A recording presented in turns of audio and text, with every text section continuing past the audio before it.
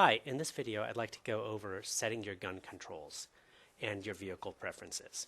To set your gun controls, just simply navigate over to the control icon located on the right side of the screen. This will bring up your control mapping dialog.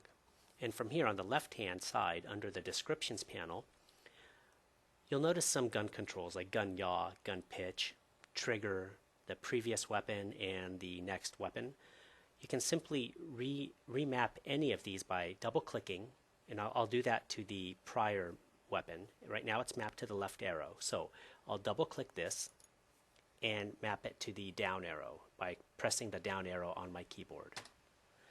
And that's how you change the mapping. Okay, so now I'd like to go over your vehicle preferences controls. And this is located just underneath the control icon. It looks like a toolbox. So click this, and this will pop up a dialog that allows you to choose whether you want your car to have an auto reverse mode or to have a manual reverse mode. By checking the auto reverse mode, it basically, when you're hitting your brakes, your car will stop, but then immediately after that begin to reverse on its own. So that's the auto reverse. If this is unchecked, then that forces it into a manual reverse, which means that you need to map a shift down key onto your controller or onto your keyboard. And by default, there's already one mapped to it. You can then shift down into the reverse gear, and then that will reverse you. The lock gun will lock the reticle, the targeting reticle, straight ahead of your vehicle. So as you're driving, it's always going to try to stay right in front of the car, so you can use your car to aim and then shoot.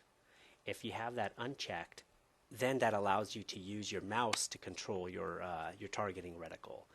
And if you do that, you're going to want to set the gun response control, which is a mapping between the mouse control and the targeting reticle. Setting it to slow will allow the reticle to move with your mouse, but it won't be as responsive as the movement on your mouse. It'll move slower, but it'll have a lot of resolution in the movement. So it's great for fine-tuning or precise aiming.